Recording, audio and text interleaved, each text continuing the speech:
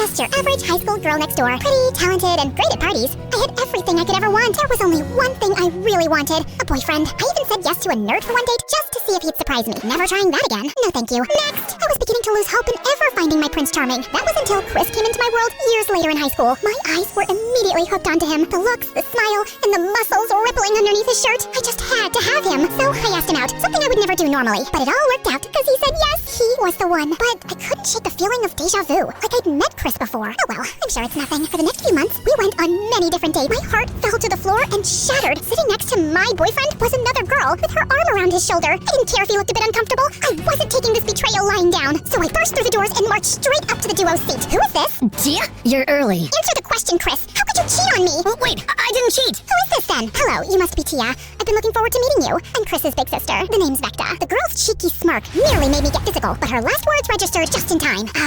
Sister? You see, I'm very interested because Chris and I are very close. That's funny because he never mentioned you. Nice to meet you. But we are supposed to be on a date. I don't want to be mean or anything, but oh, she didn't like that. She looked at us both, and instead of leaving, got comfortable. Nah, you two just act like I'm not even here. You won't even notice me. Besides, I'm starving.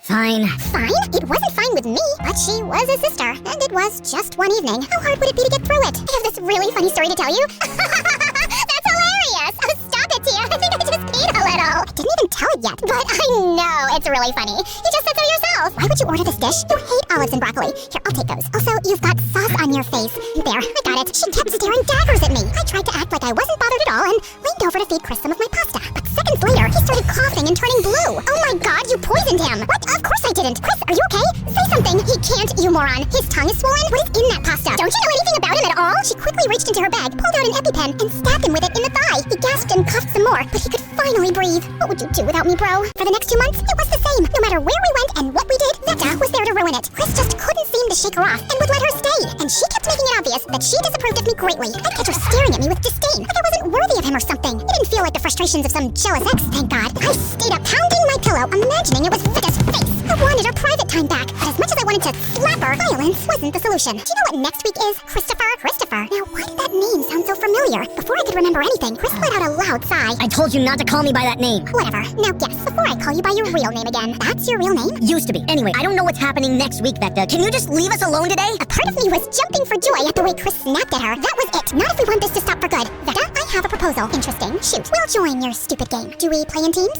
Oh, I see where you're going with this. Yeah, we do. I'll be on the team opposing yours. If my team wins, you'll stop interfering in our relationship. And if mine wins, you'll break up with Christopher. I love Christopher, and I'll prove it by beating you. Deal? Deal. We shook hands, and I suddenly realized I just made a deal with the devil. I was put through actual exercises and drills, like I was preparing for the army. I was seconds away from giving up, but I refused to lose to Vecta. So I pushed on, and you know what? I'm glad I kept at it. Sure, the conditioning was terrible, but once I was actually playing the game, it felt like I was in another world. It was magical. He was really enjoying himself. I hadn't seen him smile like this since ever, really. Finally, time for the event, and before I could really appreciate the beauty, Vecta came running up to Chris. Christopher, you really came. Of course, we both did. Hello. Oh yeah, I almost forgot about you. The two teams, red and green, got into position. The two flags were placed in their proper bases. Finally, the next horn signaled the start of battle. I calmed down. So we split up and went deeper into the forest. And this is where things got bad. One by one, my squad was picked off by some archer in the woods. It didn't take long for me to be the last one standing. I'm surprised you lasted this long. Vecta, prepare for failure. Vecta charged at me as if this was a life and death battle, and I responded in kind. I wasn't losing my relationship with Chris. We clashed repeatedly, trading blows on our shields, unable to get a body shot. Suddenly, it all fell into place. Chris was Christopher, the nerdy boy I had turned down all those years ago. I judged him by his appearance before I even got to know how sweet and amazing he was.